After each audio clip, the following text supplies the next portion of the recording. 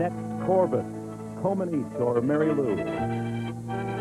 With training and experience, improved skills, and real aspirations. And for a select few, steps that become elite with a focus on an Olympic dream. Here in 1987, those steps are with a major immediate purpose, to become the #1 gymnast in the United States.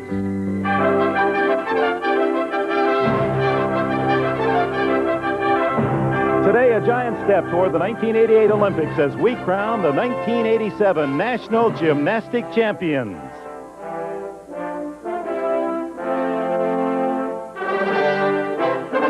Today's competition includes uncrowned but considered #1, 15-year-old Christy Phillips. And for the men, Scott Johnson. And his 1984 Olympic gold medal winning teammate, Tim Daggett. That's all today on NBC SportsWorld.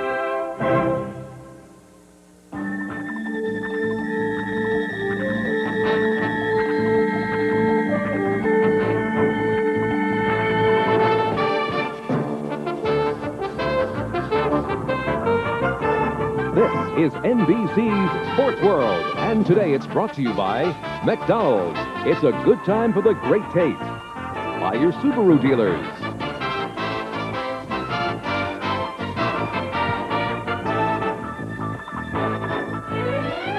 By Sure Antiperspirant. Now Sure is available in a new Desert Spice scent. And by Bud Light. Everything else is just delight.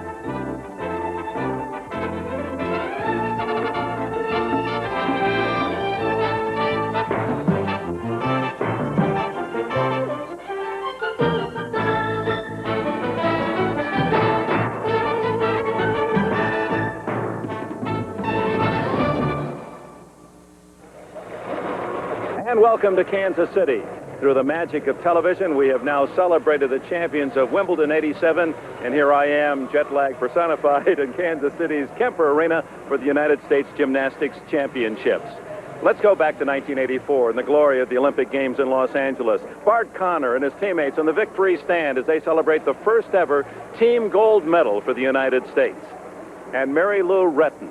She was the Cinderella in '84, completing that perfect 10 on the vault, and then an encore 10 as she won the first ever man or woman gold medal in the all-around in gymnastics in the Olympic Games. And now they join us this afternoon in Kansas City as we culminate the U.S. Gymnastics Championships. And I'm first of all going to give you one of those coaches' hugs just to see how that felt, because we all wanted to embrace you in '84, and I'm sure the glow still lives on. Oh, it certainly does. I don't think the glow will ever leave my body, especially coming back to championships of the USA. It really brings back the memories fresh into my mind. All right, the new #1 in the eyes of the gymnastic aficionados is a 15-year-old, Christy Phillips, also coached by Caroli. Christy definitely right now is #1 in the country. She's very strong, she's confident, and of course she's consistent. That's really the main key. But one of her main competitors is not here, which is Phoebe Mills. She's out with an ankle injury. And Christy is going to have to watch out for Phoebe, because Phoebe's going to be hard-working and she's going to come back in '88.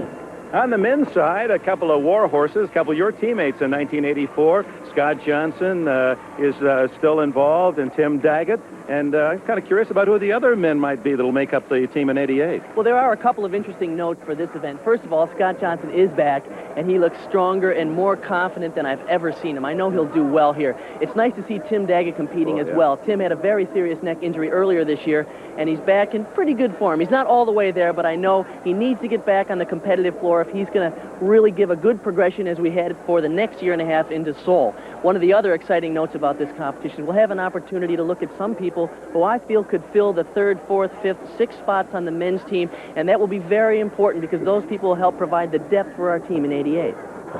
Our first event today, the individual finals, women's vault, the leaders and their scores. The average of today's 2 vaults will be added to that preliminary score for the final total. And here's Rhonda Fain. She trains in Houston with Bella Caroli, with teammates Christy Phillips and Phoebe Mills. Rhonda is a tremendous vaulter. So round off back handspring, tuck full. Good vault. It's sort of a warm-up for Rhonda. She's going to throw a more difficult one later. Okay, now second one, a big one, okay? Pull it out as much you can and get it, okay? Watch the height Rhonda gets on this vault. She pushes, gets good propulsion, and she is so high, and the landing's easy for her. It's already been an exciting week for Rhonda Thane. She scored a perfect 10 in this vault in the all-around. Christy Phillips also with a perfect 10. Those are the only 10s for a U.S. woman since 1984. And technically, this vault is perfect. She just has to catch the landing. And she tries a little too hard. Let's get Caroli's comments. I missed it. All right, good job. Well, you missed it, Mary Lou. It must have meant just the landing. Everything else looked pretty good. He certainly did. The vault was really spectacular in the air. She got height and distance. Her body is perfectly straight. Very high. And then she tries a little too hard to land it. What's the hand placement have to do with the vault here? Rhonda places her hands towards the front of the vault, which helps her because she has a bigger body. 9.90, an outstanding score, an average of 9.863. That means that Christy Phillips needs an average of 9.85 to better her teammate Rhonda Thane. And if anyone can do it, Christy can. She has really started to become a pro at landing these vaults. And she did it! Yeah, little kiddo. The second one, you'll run now, like hell on the second. You gotta run for this one. Boy, he just doesn't let up. Technically, Christy's vault is very good, but she just doesn't have the power that Rhonda has. But she sticks that landing perfect. Notice Christy's hands on the vault. They're more on top of the horse, which could be a factor of why she doesn't go as high. First score, 9.825. That means she needs a 9.875 to pass Rhonda Thane. You know she's capable of it. She proved that with a 10 in the all-around. Of course, she's going to be concentrating on the landing. She didn't do it this time. Took a big hop back. It's going to cost her at least a 10. That was a good repulsion. And the judges scored a 9.825, leaving Phillips behind Rhonda Thane. Both Caroli pupils. Another is injured, Phoebe Mills. Phoebe, we've been talking about the importance of this national championship here as everybody's heading into the Olympic effort in '88. I know you're not competing. How disappointing is that for you? Well, it's really disappointing not being able to compete in one of the biggest meets for this year in the country. And, you know, I really miss being out there, especially when I'm here watching them all doing it. And I know how much I love gymnastics, and I just want to get out there and do it. But I have to just make it through this time and look forward to my next competition. Now, what is your schedule in terms of recuperating from this injury? How far along are you before you can actually be full strength again? Well, right now I'm just going to take like a week or two off, you know, to just not doing really any gymnastics, to let it heal the best it can. And then I'm going to go back into the gym and see how it feels. And if it feels okay, I'm going to go for it. And in that gym, she'll be with her teammates who are 1-2 in the women's vault, Rhonda Thane and Christy Phillips. Third, Joyce Wolburn, a 16-year-old from Patterson, New Jersey. Meanwhile, the men's floor exercise just completed and won by 23-year-old John Sweeney, former Arizona State All-American. John is an excellent tumbler. He opened with a full-in, double back in the pike position. One thing that's great about his style, he's very complete. He has excellent back tumbling, and as you can see here, beautiful front tumbling. Front with a full through to a double full, punch front 1 1/4. 11th in the all-around in this competition. John Sweeney, the gold medal winner in the floor. Scott Johnson second. Mike Rice of Oklahoma third.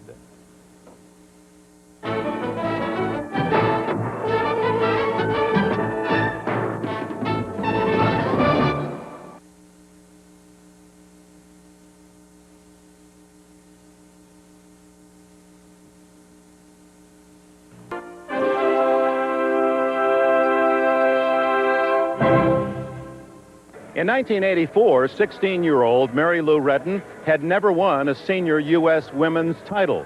The final event, the vault, and just as it was in the Olympic Games, Mary Lou Retton was absolutely perfect.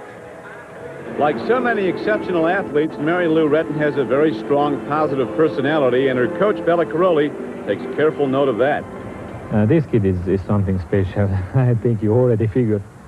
Her personality is really the one, you know, who who bring with her not just the crowd and not the spectators, but the coach too. So in order, to encourage her, to push her higher and faster and more efficient, you've got to keep up with her personality. Retton and Caroli, a combination of one of the world's great gymnasts and world's great coaches. Here's Mary Lou on her second vault. And that is a great vault. Another layout for her. She knew what she wanted to do, and she did it. That's about as close to a 10 as you're going to get as we watch Mary Lou fly off the board and onto the vault. And the landing is so important in vaulting because it's the last impression that you leave the judges with. Again, we see the determination in her face. Good lift off the horse. Now watch the reaction of the gymnast Mary Lou Retton and the coach Bella Caroli. The coaching and the execution couldn't be any better than that. The man who coached Nadia could have another world-famed superstar in his hands in Mary Lou Retton. And look at the score, a perfect 10. She deserved that one. Loves the crowd, and they love her. Mary Lou Retton with a 10 in the vault.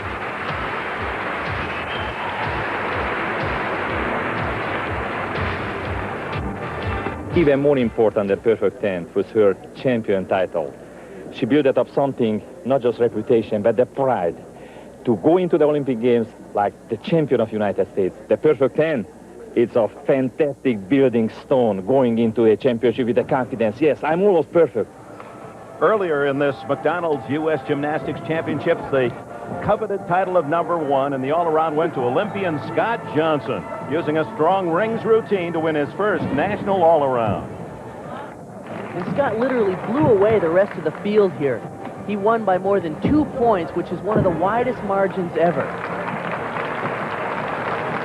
One of Scott's most important strengths is his work on the still rings. His compulsory exercise was unbelievable, and here on his optional exercise, he shows excellent position in the handstand, perfect lockout in the giant swings, and he finished the exercise with a perfect laid-out pull-out. Former University of Nebraska star Scott Johnson, #1 in the USA. Here's Mary Lou. Scott, I remember what it was like when I won my first USA Championship in '84. It's wonderful. It's another great accomplishment that I've always dreamed of, and this is the longest one that it's taken me to achieve, so I'm real pleased that it happened this year. I've had a real successful year, and this is just the icing on the cake. Had Scott Johnson scored a 9.65 in the high bar, he would have set an all-time record high score in these championships. But Johnson fell on the dismount, settled for a 9.30. The silver in the all-around goes to the acrobatic 22-year-old from Newhall, California, Charles Lakes, and third in these 87 nationals, 84 Olympian Tim Daggett, remarkably recovering from a serious neck injury in February. A couple months back, everybody that I talked to, all the doctors, trainers, and athletes said that, you've had a great career. It's a shame it had to end this way. And just to get here and to come out this successful, it feels great. I would like to know, you were up on high bar, you were getting ready for your Ginger, the same trick that you hurt yourself on. What was going through your head? Well, at this point, you really have to put that out of your mind. If I had a fear factor like that, I would be in trouble, not just on high bar, but I think gymnastics. And, I decided that I want to continue. I said to myself, nothing put me out of the sport. I had a good career, and when I retire, I want to sit down and I want to say, it was great, and I'm finished now.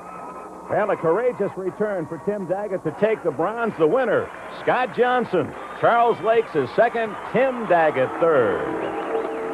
Christy Phillips, the pride of Baton Rouge, Louisiana, lived up to her ranking in the women's all-around, her first national seniors competition. 4 events. She had a big finish in the floor X. And Christy really shined on floor exercise. It's her favorite event. Ends with a nice high pike double back somersault, and she was happy. That same kind of play to the audience and the relationship with Coach Bella Caroli that you had, Mary Lou Retton, and that led her on to the vault, and this is the vault that earned her the perfect 10. And she deserved a 10 for this vault. Nice high, and she stuck that landing cold. And I know what it feels like to go get that bear hug from Bella. And a standing ovation salute from the Kemper Arena audience at the halfway mark of the optionals. 2 rotations to go. Christy Phillips with a .76 lead over Missy Marlowe.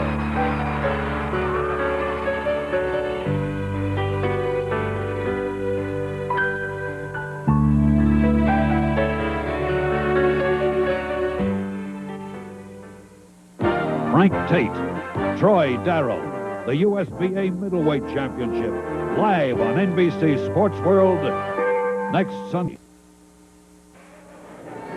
Going into the third rotation of the all-around, Christy Phillips led Missy Marlowe of Salt Lake City and Hope Spivey, who trains with the Parkettes in Allentown, Pennsylvania. On the uneven bars, here's Phillips' routine, on which she scored only a 9.4. Christy had a lot of difficulty on the bar. She started out nicely with a good effect. And here, look at this handstand. She should have gone over. But she used her talent to cut the mistake. So nicely again for dismount. If you'll notice, when her feet hit the mat, her hands are still on her legs, which causes her to take 2 big steps back. And so, a disappointing 9.40 for Christy Phillips, opening the door for Melissa Marlowe. One of the critical points, the dismount is nice and high, but notice the hands are still on the sides of her legs when her feet touch the mat, which causes her to overrotate and take the feet towards the junction. A disappointing 9.40 for Christy Phillips. Now to open the door for Melissa Marlowe, who was on the balance beam. But Hope to catch Phillips lost immediately on her mount. Melissa started out with a very difficult mount, lost her balance, and fell. And Missy knows that she's starting her routine from a 9.5, and that's very difficult, but she regained her composure and really finished with a strong routine with a score of a 9.0. Nevertheless, a lost opportunity for Marlowe, so Phillips continued well ahead on course for the national championship as she moved to the final rotation, one of the teams. This is Christy's fifth event. She was so confident, so sure with that finish routine. She had a critical mistake on the way out. If you watch, her hips completely square. Here it comes. She does the round off, the back stem is perfect. You're so sure of her, very confident. Her hip placement on the balance beam is technically one of the best I've seen in the world. Back straddle down. And again, Dick, here comes the move that you were questioning. It's the Phillips. That's just anatomically impossible, especially what she does here. Oh, my. Her back flexibility really is incredible. Not many gymnasts have it. Christy had one critical skill left, which is the side stomach. It was quite difficult because you have to land sideways on the beam. And the judges allow for that little bobble because it is on the side. She has her dismount left. She did a high double pike back somersault. The landing was very good. Her coach liked it.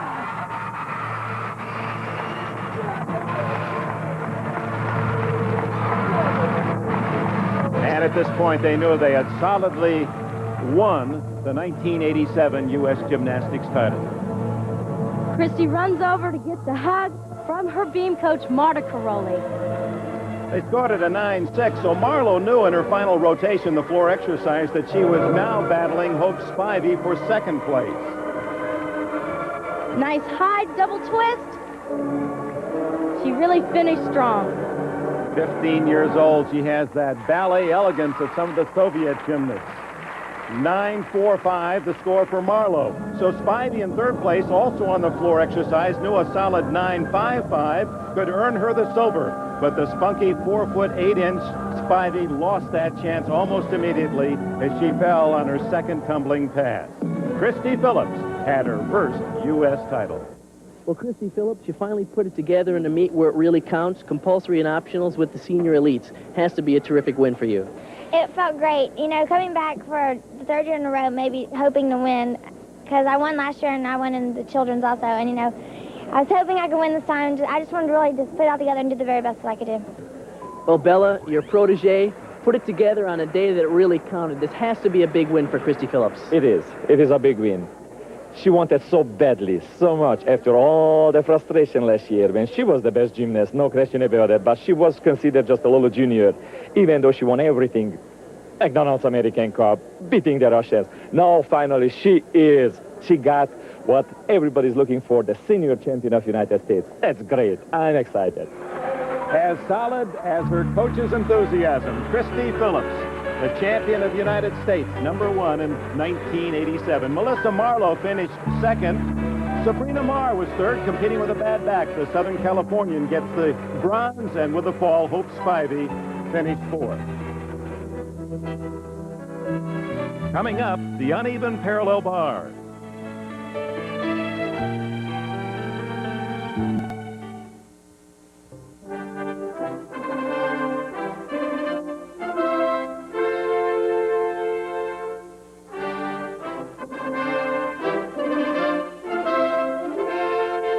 We're back now at the McDonald's United States Gymnastics Championships. Uneven bars, first up in the McDonald's USGF Championship. In fourth place, Christy Phillips, .15 behind Marlowe. She starts out with a straddle over the low bar, getting ready for her reverse hecht. Nicely done. Now here's the handstand she missed in the all-around. She makes it over easy this time. She was prepared. Christy's moving very smoothly. All she has left is her dismount, which is a double pike flyaway.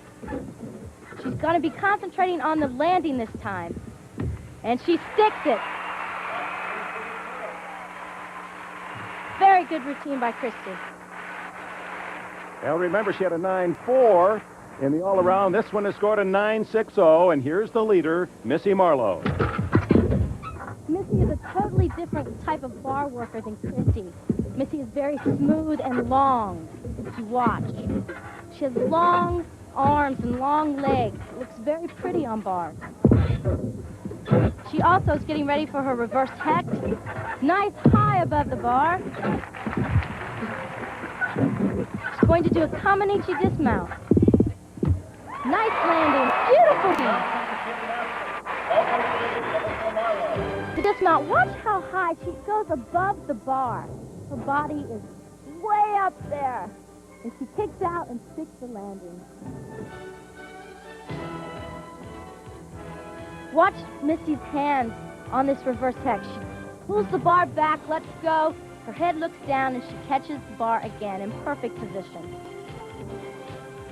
Well, she needed a 9.475 to retain the lead. She gets a 9.80.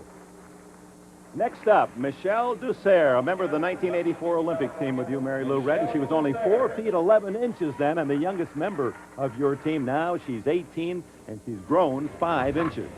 I give Michelle so much credit. She has hung in there for so long. And it is quite difficult to have such a drastic change in height. Your body is totally different. She has longer legs and longer arms, and it is difficult. But she's handling it great.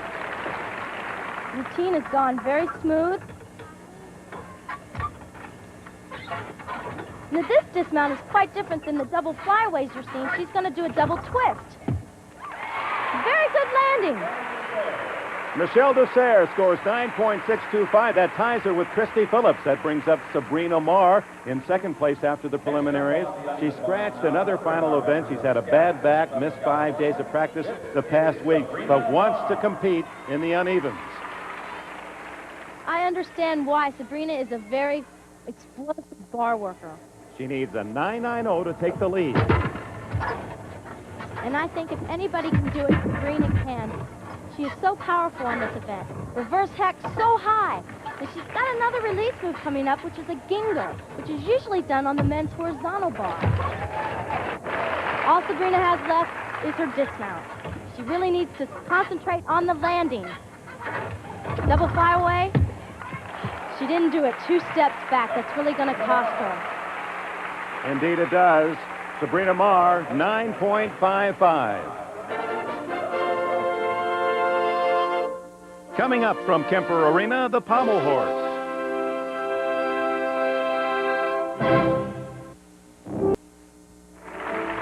Welcome back to Kansas City, the McDonald's U.S. Gymnastics Championships, the Kemper Arena crowd acknowledging the winners of the women's unevens. 1984 is the year prior to the Olympic Games, the U.S. Gymnastics Championships, the pommel horse, the event. Tim Daggett of UCLA in West Springfield, Massachusetts, he was called the Bull by his teammates, and on this occasion, for the U.S. title, he gave the pommel horse a perfect hand ride.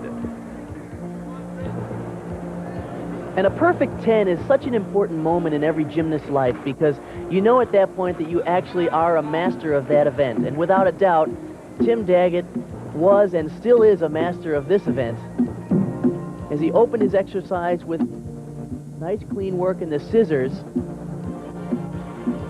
Travels to the end. Now watch this sequence. He does travels across the horse without the pommels in flared position.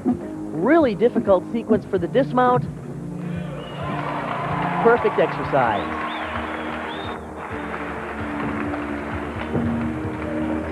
And he knew it. Daggett from that perfect 10 to a bronze in the 1984 Olympics to this winning effort today in Kansas City. Tim's exercise is a little different now. He does a very difficult beginning of the routine, which we didn't see back in 1984. This is new stuff, and let me tell you, this is unbelievably difficult. It's called a Magyar spindle on the end in flares. He's a very aggressive performer. He moves quickly across the horse, has nice, clean form, and his style is so explosive that it makes this event that was used to be considered a boring event a really exciting event. Look at the thrashing legs on those flares and a perfect dismount. What an exercise by a man who feared an injury in February and ended his career. And a 9.775 on that routine put Tim Daggett and my Olympic teammate as well, Scott Johnson, first and second, and Curtis Holsworth from UCLA third. And now the capricious balance beam. Today's score will be added to the preliminary for the final total. Christy Phillips in the lead. This treacherous, feared apparatus 4 inches wide. Tied for second, the oldest at 19, woman in the competition, Kelly Garrison Steves. She just completed her sophomore year at the University of Oklahoma. Little bobble on the mount there, but it was a good try. She had a very difficult mount. It was with a full twist onto the beam.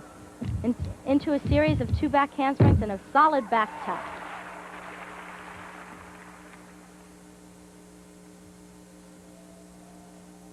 Beam is Kelly's favorite event, and she just seems so comfortable up there with such ease. Takes chances, too, doesn't she? Yes, she does. She has a lot of unique skills, different things that you don't see elsewhere.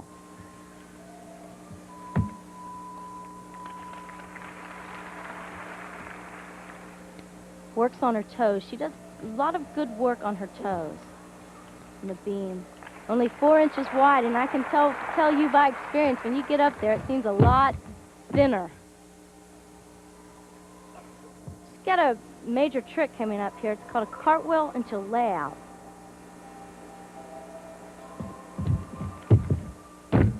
Very straight, very solid. Just a little leg kick in front. Should only be about a 10th deduction for that.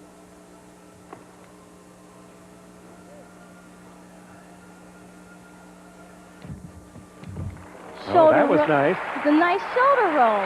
Again, it's very unique. She does different things. I think the judges like that. See something different. Ready for her dismount. Round off double full. And that was a perfect landing. A solid finish for Kelly Garrison Steves after a difficult and almost shaky start. It was. Kelly did a very difficult mount, and she did the bobble, which would cost her at least 2 tenths. Watch Kelly's feet. One is placed right in front of the other, right where they should be, and into the double full dismount to a very, very good landing. 1987 NCAA all-around champion at Oklahoma. Her score, 9.60. Coming up, more of the balance beam.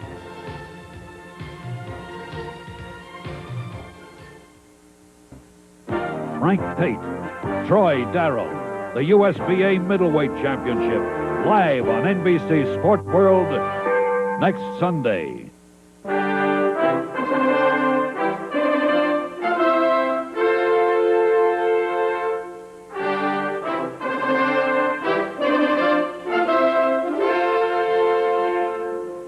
Welcome back to Kemper Arena, Kansas City, Missouri. Dick Enberg with gold medalist Mary Lou Retton and Bart Conner from '84 on the road to Seoul. These are the U.S. Gymnastics Championships. The balance beam individual finals in 6th place, Missy Marlowe. And this is the mount that she had trouble with in the all-around. She didn't have trouble this time. It was very well performed. Her hips were straight. Missy studies ballet twice a week, and it is really reflected in this event. It does. It really shows. She's a very elegant beam worker. Her movements are a lot slower. That's just Missy's style. There's a nice gainer back layout.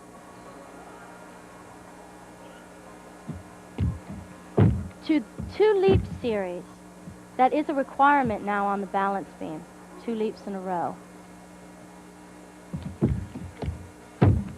70 to 90 seconds, the requirement to perform on the beam, and a bell will sound with 5 seconds to go. Back walkover, straddle down. She's so elegant at times, she forgets she's just 15 years old. She really works with a lot of maturity. She's traveled all over the world and does have a lot of experience. Straddle jump on the side. That's very hard to land because it is on the width of the beam. And that's a pose my competitor in 1984, Ekaterina Szabo, did.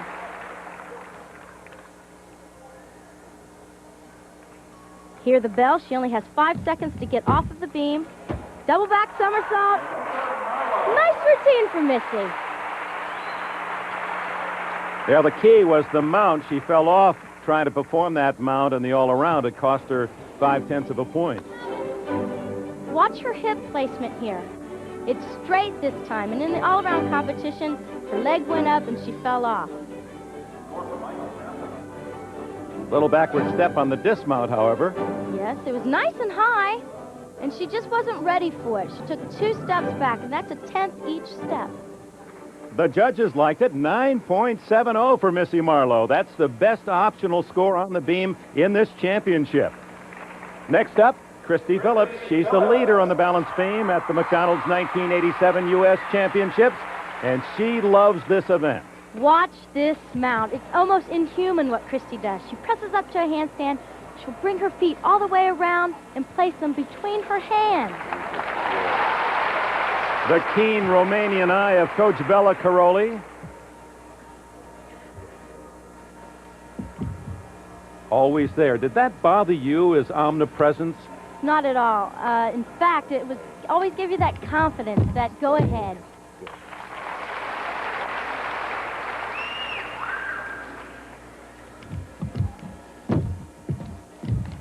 Communication between mentor and pupil. Back straddle down. Christy only has 1 required skill left in the routine, but first, the famous Phillips. Good. Incredible All right. Christy's back flexibility. She's the only one in the world doing that skill right now.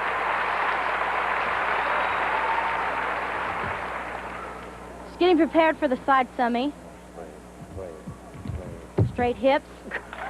Very solid. This really has been an incredible beam routine. Incredible meet for Christy. The dismount. Easy. A nice high double back somersault. Good landing for Christy Phillips.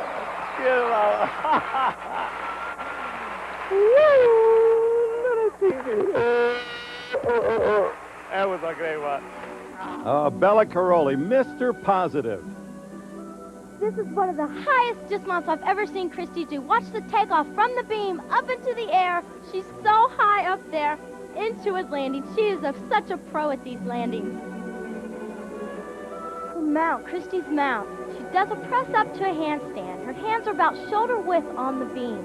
Now she's going to bring her toes around, all the way around, and place them between her hands.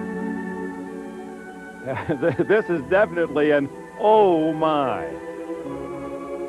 And remindful of another Olga Korbut. She introduced those back bend moves in the Olympics of 1972. And what a score, 9.80 for Christy Phillips as she wins the finals, the balance beam defeating Kelly Garrison Steves. By the way, Phillips now has medaled in every event in which she's competed, only the floor X to go. Missy Marlowe is third.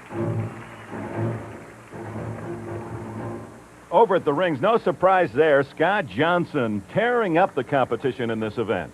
Scott really did just rip through another ring routine. I have such a tremendous amount of respect for him as a competitor on this event because he shows all the important qualities. He's a good swinger, and yet he's very strong. This was undoubtedly the most difficult event for me. I could never quite do it just like this. Look at that position. Perfect form, excellent swing, and look at the height on this dismount. And the fans here in Kansas City loved it. The veteran Olympian Scott Johnson fully recognizes the value of relating to the crowd, and he readily admits he plays to the audience. It gives me a little bit more confidence, especially if the crowd is backing you up 100%. I think that was a big asset to us winning at the 1984 Olympic Games, was that it was in Los Angeles, we had our home court, and the crowd was just chanting USA. You know what that was like. And it gives you a little bit more confidence, and of course you try to play to that a little bit, and it makes it a lot more fun. A gold to go with his all-around for Scott Johnson in the rings. Chris Laub's a Penn State All-American second, and UCLA's Mike Chaplin third. Coming up, more Sports World.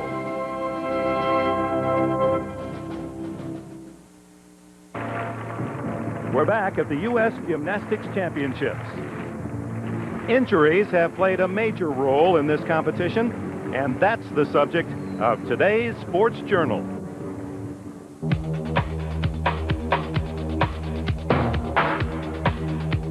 Today's edition of Sports Journal for Sunday, July 5th is brought to you by Bud Light. Everything else is just a light.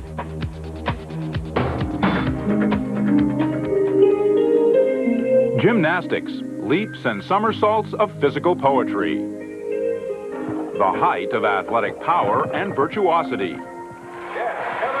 But a sport which finds itself on a balance beam, where perfection is a narrow bridge over danger. At the highest level of gymnastics, the safety zone may be as short as a man's fingers. A twist of fate, the difference between a good landing and a crash landing.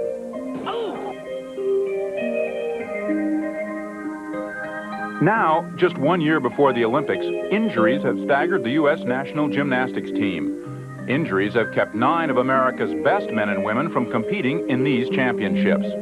Why are so many hurt? A frightening answer was offered by gold medal coach Bella Caroli. Gymnastics is so difficult, so treacherous, staying alive is an accomplishment. We have to push the limit further and further because that's the history, that's the trend, that's how you can be better and better, that's how we become the winner. And on this situation we know we have to count always a certain percentage of risk, a risk of the injury. We're in a sport where in the judging category you have a requirement of risk. There's 0.2 of a point given to a gymnast for risk. So if you want to win, if you want to get a 10.0, you have to do a risky skill, either a dangerous skill or one that's difficult to perform in competition. Risk is this sport's irony. A gymnastics community that loves to promote risk as it relates to spectacle and athletic achievement often denies risk as it relates to danger and injury. I think our sport has gotten a bad rap because we're looking at insurance claims, we're looking at dollars, and when we see only 1% of our premium dollars being paid out in medical claims, obviously there's not much of a problem. And statistically, there isn't a problem if you count all 50,000 members of the U.S. Gymnastics Federation. But America's best are suffering the worst. Phoebe Mills, the number 2 rated woman in the U.S., is out with injuries. I have multiple fractures in my heel, and the Achilles tendon is pulling away from the bone. Olympic gold medalist Tim Daggett fell from a high bar in February and is recovering from a broken neck. Of course, my injury was very dangerous and very scary, and, you know, I'm just very pleased that I'm able to walk around and be able to do the sport again. But not all injuries are traumatic. Some are the result of overuse. Christy Phillips competes with a stress fracture in her wrist and has ignored doctors' requests it be allowed to heal in a cast. We're seeing a lot of what we term overuse injuries, where kids are just beating themselves down into the ground. They're working out in the gym 5 to 6 hours a day, plus competing in minor and major competitions on almost a year-round basis. The U.S. Gymnastics Federation doesn't keep injury statistics, but the NCAA has. In a study of 7 college sports from 1983 to 86, it found women's gymnastics had the highest rate of injuries incurred during practice and the highest rate of injuries requiring surgery, even more than football. A concerned USGF is aggressively tackling the problem with a safety manual, mailings of safety updates, coaches' clinics, and a comprehensive safety video targeted for everyone in the sport, a video that starts with a scare. I was a national champion in gymnastics, but then one day I made a mistake. I landed on my head on the mat. I broke my neck and I became a quadriplegic. Now I'm in a wheelchair. Diane Ellingson's tragedy grabs everyone's attention. But in the rush for Olympic gold, will our athletes and coaches forget, especially when we're chasing the world champion Soviets? Almost death-defying tricks are the direction that they want gymnastics to go, and you have to realize they are the world's leader right now in gymnastics. The Soviets are doing things that are so far above what any of us could perceive maybe a year ago. And if you really care about competing, you have to challenge those things. You have to go out and try to do the things they're doing, and then even more reach a step above. Because if you only copy what they do, at best you can be second to them. As our level gets higher and higher, and as we try to compete with the Soviets and the Chinese, and as those levels get, to the point where we have to do something very drastic in order to make that advancement, then we are at risk. I feel that we can definitely stay with them. The skills I was doing were comparable to what the Soviets were doing, and I feel that we can maintain that and we can even go past. The Soviets are doing crazy skills, the Americans are doing more difficult skills, and I don't see it stopping. It's hard to imagine that it could go much further, but every time you turn around, it does. In gymnastics, as in auto racing, the threshold of danger is different for every competitor. The outer limits impossible to define, and safety impossible to ensure. In the gymnastics of tomorrow, the most difficult trick of all will be balancing the realities of safety against the spectacle of risk. For NBC Sports Journal, I'm Greg Lewis.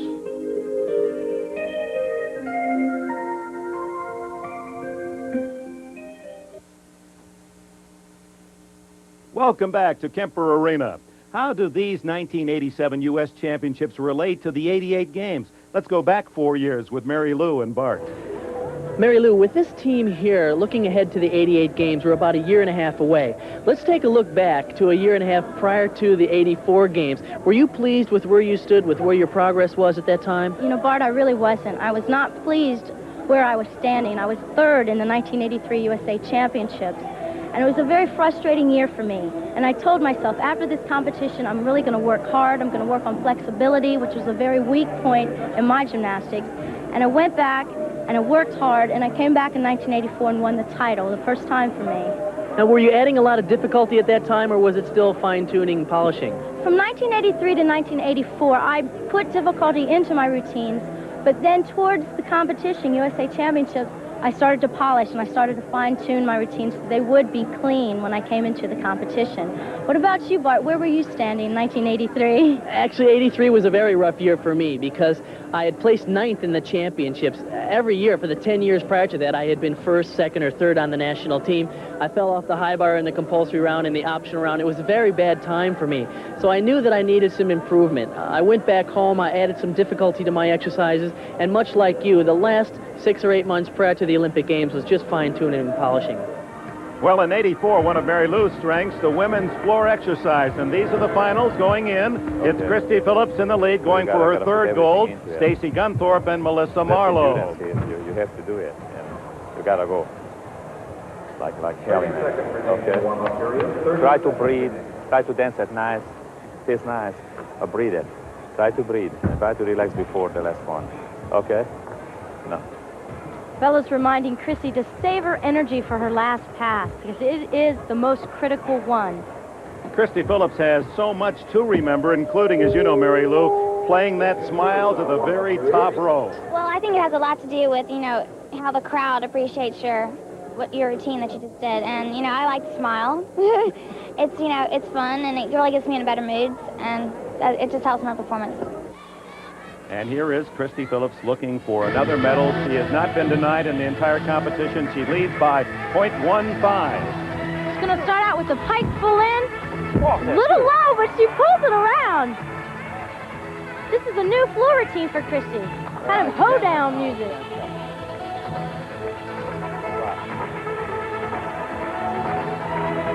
Seems like Christy really enjoys herself out there.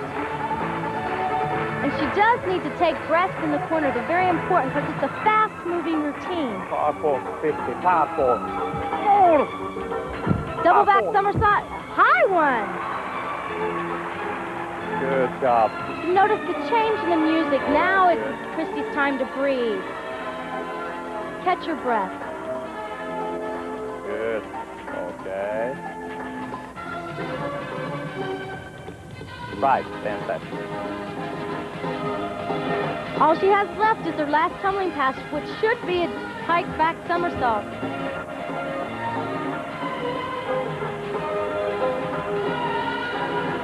Moving away to the corner.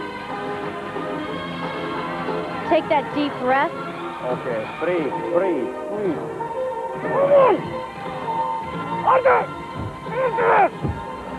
Good landing. It's very high. All right. Woo. All right. Good job. Okay, good job. It was a good one. All right. Go ahead. Salute the people.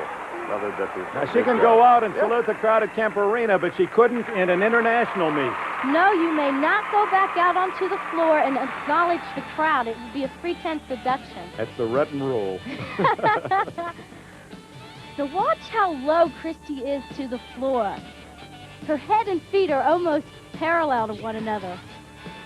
A lot of gymnasts really couldn't pull this out in the end, but Christy is talented enough that she makes it look good. Yeah, she's only 15, but remember, she started tumbling when she was only 4 years old. 9.65 the score. That'll make Christy Phillips tough to beat in the Floor X. In the competition as an alternate, Hope Spivey, Kelly Garrison Steves withdrew. Her routine is to the music of Cats, and she has the leotard to match. Hope might be tiny, but she is powerful. Her tumbling really gets up there. She gets them up in the air. I love her energy level. She is. She's funky. She should start out with the full in-back somersault. Very high. And technically, it was very clean. Donna Strauss, her coach in the background, urging her on. Good set. This is the pass that Hope fell on in the all-around competition. Come on. Well, that, yeah. She made such a correction there. Very high again.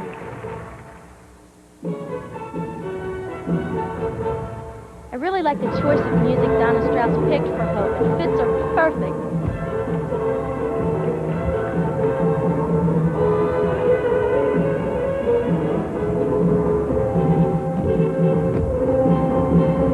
To the corner.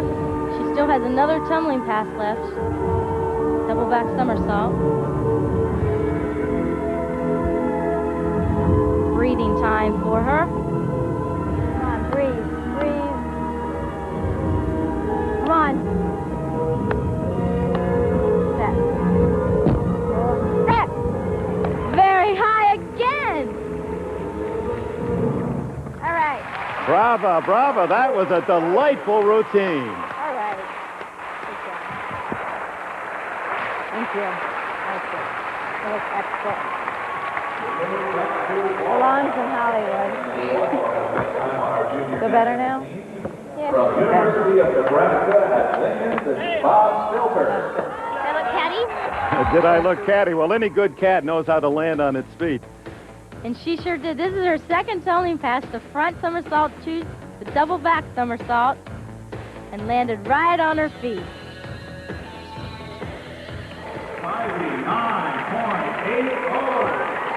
9.80 for Hope Spivey, and that's a significant mark for the women, the best score in this competition in the floor exercise. And more to come. Number 2. Earlier, we saw ice cream eating John Sweeney capture first in the floor exercise. That was his pralines. Here's his cream, a double gold. He wins the vault. Now, this is the second of 2 vaults for John Sweeney.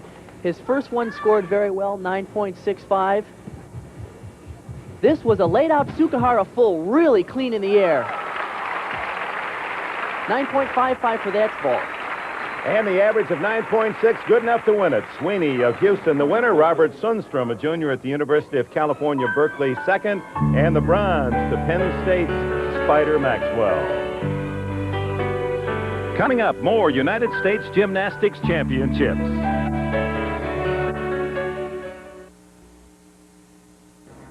Hi, I'm Bud Collins at Wimbledon. SportsWorld will have more of the U.S. Gymnastics Championships in just a moment. But first, let's review what turned out to be a wonderful, exhilarating Wimbledon. It started in a downpour, a deluge. We thought we'd float away, but we got started all right with sunshine, and we went with the women. And Martina Navratilova was all right, too, against young Steffi Graf, who had won 45 straight matches. Steffi had not been beaten in 1987. She had beaten Martina twice, and Martina hadn't won a tournament since last November, but this was the big W, and she had won her 8th time, tying the all-time record. Martina once again, 7-5, 6-3. A long, long shot, 16-1 with London bookmakers, was Patrick Hart Cash Jr. But after 3 sets, and a very warm day, he had battered Ivan Lendl into submission. No Australian had won for 16 years. But here was Cash putting the Down Undertakers back in business as his father cheered. Straight sets, and then the longest climb of it all, up the stands and into the friends box to hug Papa. Cash is #1 at Wimbledon, as is Martina Navratilova. She's been winning here since 1978. Men's doubles, Ken Flack and Rob Seguso, the U.S. Davis Cup pair. They came through in 5 sets. German-Czechoslovak coalition, Claudia Kota-Kilsch and Helena Sukova. And the Brits finally get a title, Jeremy Bates and Joe Dury in mixed doubles. This is Bud Collins at Wimbledon. SportsWorld will return with the U.S. Gymnastics Championships right after this.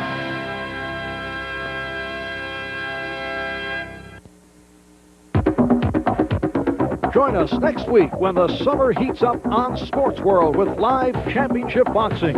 Undefeated Olympic gold medalist Frank Tate, who scored an impressive TKO win over Mark McPherson with a non-stop barrage of punches, takes aim at power puncher Troy Darrell, the brawler from Bermuda, who has lost only once, his last time out in what most consider to be a controversial decision. The USBA middleweight title is on the line when these two turn on the heat. That's next Sunday live on NBC's SportsWorld.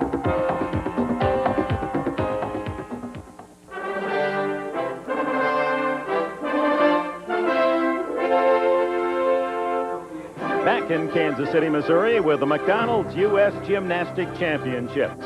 And 15-year-old Christy Phillips has certainly been the star of this competition. A comfortable lead in the floor exercise. Here's the young lady in 6th place, Joyce Wilburn. She needs a 9.925 to take the lead. Joyce is a real crowd pleaser, and I think everyone just likes to sit back and watch her.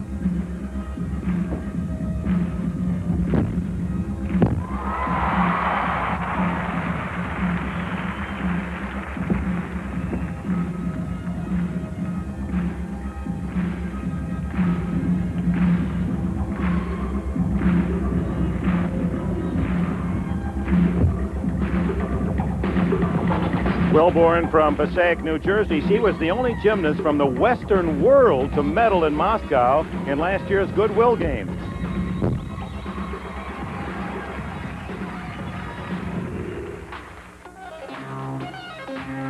Joyce is so explosive. She's going to end with a full in-back somersault, which most of the girls started out with.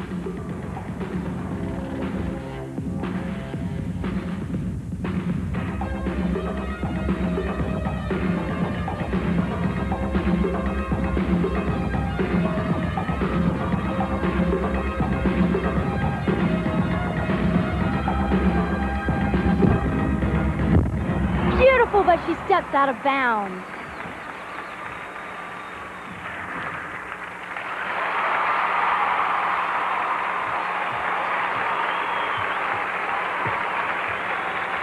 Five feet tall, 95 pounds of energy. 16-year-old Joyce Wilburn turning on this audience in Kansas City.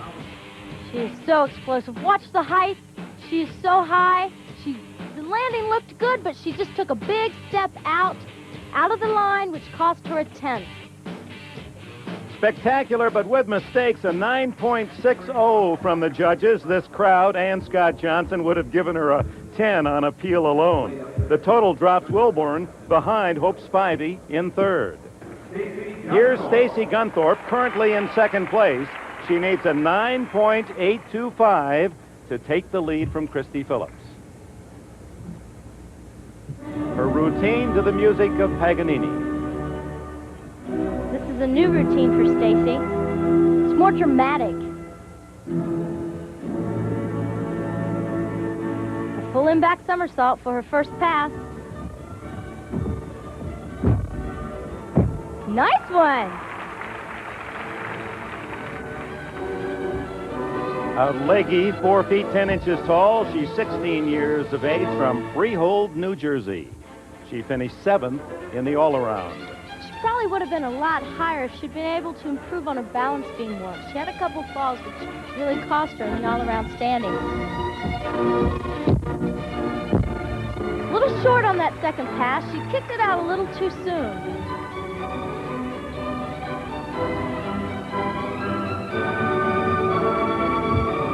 Stacy's dance really has improved. She's not as choppy as she used to be. Everything seems to be flowing more.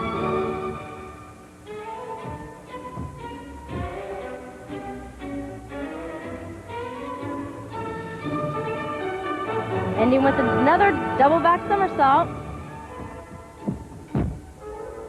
And again, she did the same on the second pass. She kicked it open a little early.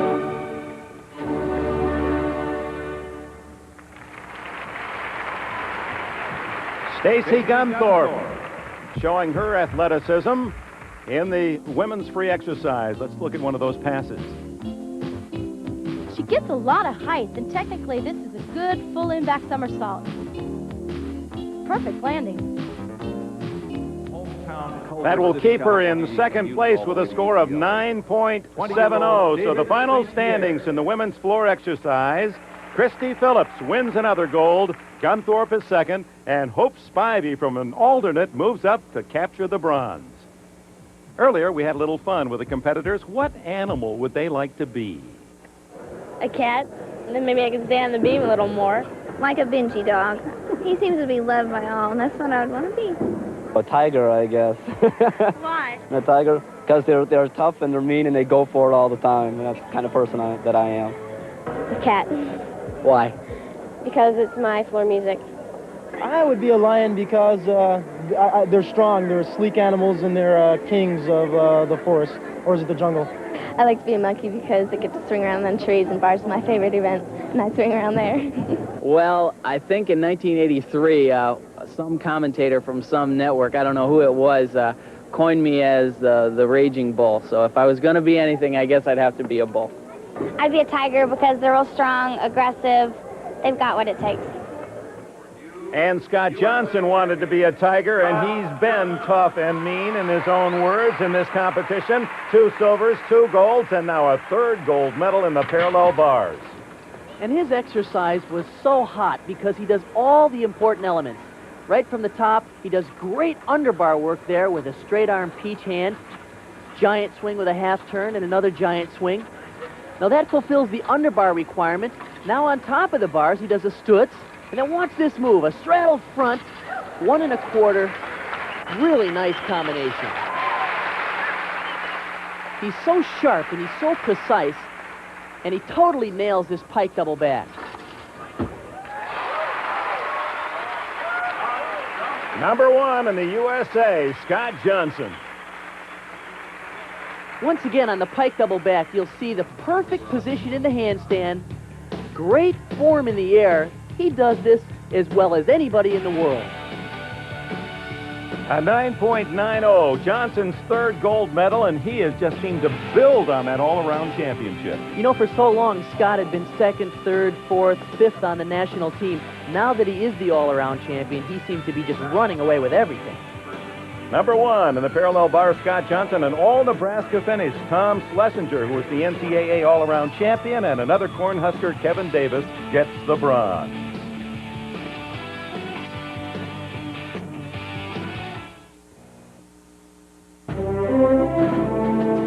Coming up the horizontal bar, earlier Bart Connor, with his feet now planted firmly on the ground, had an opportunity to help us appreciate what it must be like when you're spinning in the air. Undoubtedly, one of the most spectacular of all men's competitive events is the horizontal bar. And I have to admit, as a performer, it can be the most fun, too. Now, the routine must be filled mostly with giant swings. Giant swings in bar, giant swings in the L grip position. But what makes this event so much fun are the release moves. Now, in order to get the big scores, the types of release moves that the gymnasts are now doing are pretty outrageous. Looking at the hand position here, you can see basically what happens on a release move. The gymnast is doing a giant swing, a reverse hacked up over the bar, and of course, perfect position on the regrasp. Now, the trick on a release move is to not pitch it out too far because you'll miss the bar, but not pull it in too close so you'll crash right on top of it. As you can see, David Morial is right on that 1.5 twisting ginger. Now to the final of the bar, and Charles Lakes will lead it off. Remember, he was second in the all-around. He's in third place in this event. A spectacular, unpredictable talent is Lakes. We've said all along that Charlie is a wild man. Well, you can see in this exercise, he has all the important elements. He does nice stalder work. Look at the release move, reverse hex, and 2 in a row. That's a nice combination, a new combination for Charlie. Now, wait till you see this thing. Look at the height on that Jaeger flip. He's about 4 feet above the bar, which is 8.5 feet off the ground. So we're talking over 12 feet in the air. He does his inverted giant swings, setting up for his dismount. I think it should be a double-double. Oh, no! Oh! He completely slung that off the bar. He's okay, but that will crash any medal hopes for Charles Lakes. Now, what happened here on Charlie's dismount is he had too much speed as he got ready to let go from the bar. He didn't get his knees up and over, so he sacrificed lots of height and plenty of rotation. Luckily for Charlie, he's like a cat, and he knew where the ground was, so he ended up safely. David Morial from UCLA. Here's the leader, David Morial. He is a terrific all-around gymnast, but this is definitely his best individual event. He's an outrageous performer, and you'll see right at the top, he does a fantastic release move that only a few gymnasts can do. Here we go. There he's way up over the bar. Nice! That's the best I've ever seen him do it. That's a move called a ginger with a full twist. Now he goes into one arms to another ginger. Perfect position. He is right on. Those release moves, he caught exactly where he wanted to be to keep the rhythm of the exercise moving. Okay, it all comes down to whether it sticks this dismount. Laid out double. Oh, my! Art Sherlock is coach at UCLA with the embrace. That's one of the top efforts of this entire championship. That routine is a very difficult exercise, and he handled all the difficult elements with complete ease. He was obviously very comfortable up there. 9.925. One of the high scores of the entire week in the men's competition. May be the highest, in fact. It is.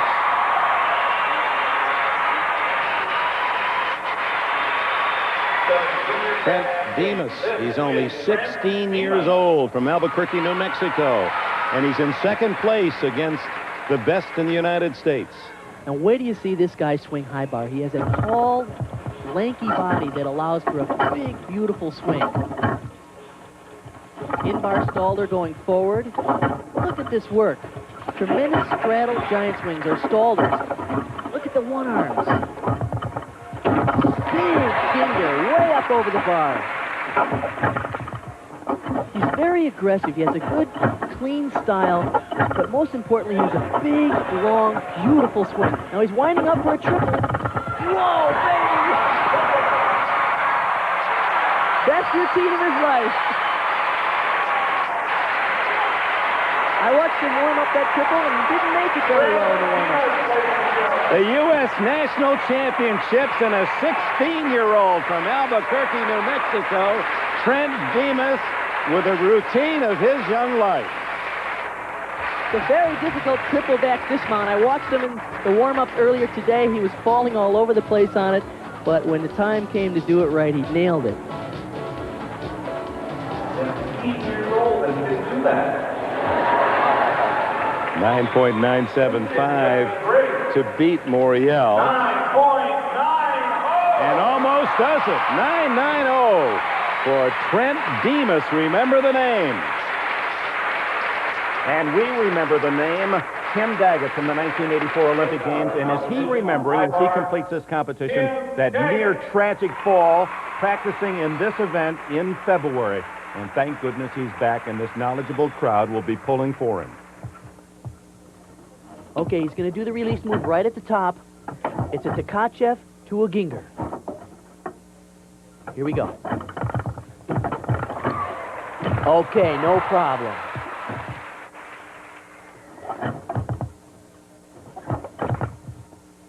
This crowd is silently communicating with him. They want him to finish well. So far, he's completely in control. The layout double. Nice job. He's got to feel good about that one. Let's take a look at the release sequence. Here's the Tkachev, which is way up over the bar. Actually, it's not the position to get set up for this Ginger where he got hurt, but he sure knew how to handle it. He rotation arm length away from bar. Actually, even a little close as he came through, and yet he was very safe and the smart way to control that move. But when he got injured, his head was here, his arms too far away from the bar, and he came crashing down. From a serious ruptured disc in his neck to a solid 9.80 for Daggett, testimony to his talent and valor. Daggett with a bronze behind UCLA's David Morial, the NCAA champion in this event, and 16-year-old Trent Demus. A sensational climax to these McDonald's U.S. Championships.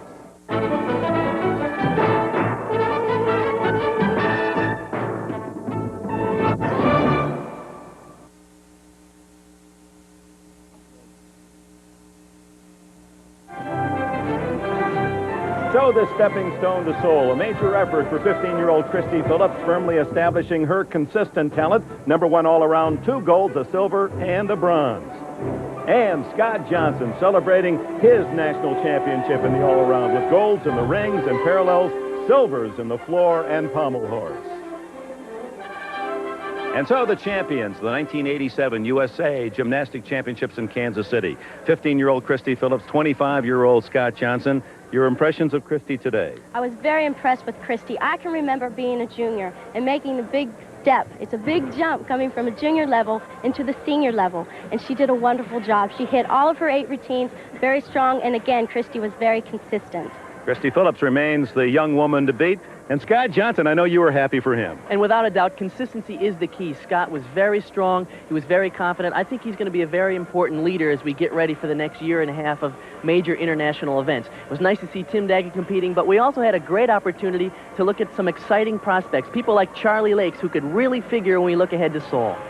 So Christy Phillips on one contrasting end, a 15-year-old, her first senior competition is #1 in the USA. And Scott Johnson with that big smile saying, I'm the last guy from that U.S. Olympic team in 1984 to be #1 in the USA. And that's our story from Kansas City.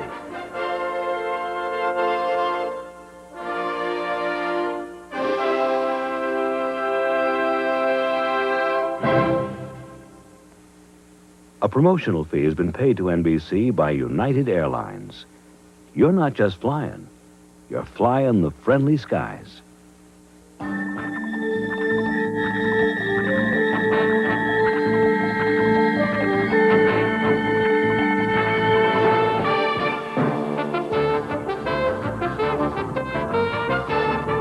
This has been NBC's Sports World, and today it was brought to you by Bud Light. Everything else is just a light. By the Kellogg Company, maker of Kellogg's Frosted Flakes, Tony's Flakes of Corn with a sweet frosting. by the heartbeat of America, today's Chevy trucks. And by Valvoline Motor Oil, where motor oil is not just motor oil.